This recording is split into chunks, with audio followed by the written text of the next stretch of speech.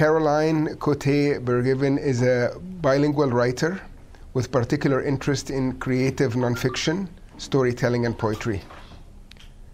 With a background in psychology and marketing, she currently works as a freelance copywriter and translator. Mon histoire s'intitule « Faire face à la beauté ». De quoi j'ai l'air? C'est la première question qui me brûle les lèvres quand je me réveille après 5 heures dans la salle d'opération. Ironiquement, elles sont gelées mes lèvres, tout comme le reste de mon visage, et le resteront encore pour plusieurs mois. Avec inquiétude, les infirmières autour de moi dans la salle de réveil ne cessent de se chuchoter « Pourquoi elle parle pas? Pourquoi elle parle pas? » Mesdames, je viens de me faire scier, couper et visser les mâchoires. Impossible de leur dire, et impossible que ça ne se voit pas. Bras dans les airs, je fais semblant d'écrire. Enfin, on m'amène papier et stylo. De quoi j'ai l'air?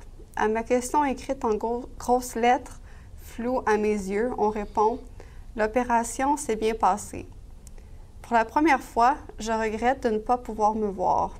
Je suis pressée de rencontrer la nouvelle moi, celle à qui j'ai tant rêvé.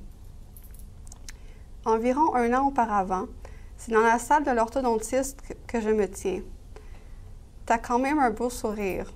L'assistante qui vient de me prendre en photo pour le fameux « avant » me dit ça d'un ton qui se veut bienveillant.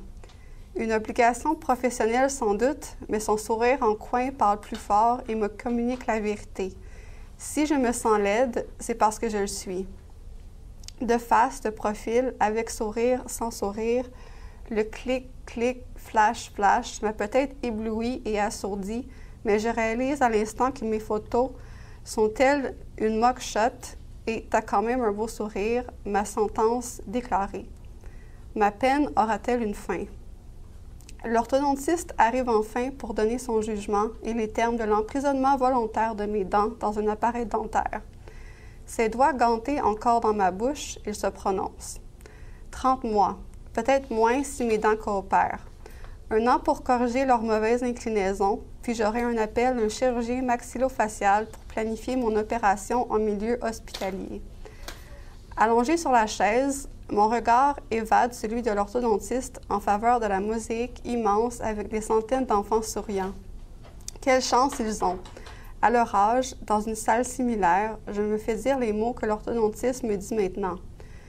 Tu as besoin d'une reconstruction faciale. C'est ainsi qu'à 32 ans, je me rends enfin. Métaphoriquement, les mains en l'air telle une prière, armée de mon portefeuille que je m'apprête à jeter à mes pieds. Je n'aurai plus besoin de m'évader, d'essayer de me cacher. Je veux faire face à la beauté. Assise dans le lit d'hôpital, entourée de mes êtres chers qui me regardent de manière mi-effrayée, mi-désolée, je ne peux m'empêcher de rire intérieurement. Je suis bien, je suis heureuse. Le moment tant attendu est là. À travers la caméra de mon téléphone, je me vois enfin. Ce n'est pas exactement à la beauté que je fais face, à moins que la beauté ressemble à une enseignante de maternelle avec 2 testicules géantes sous le menton.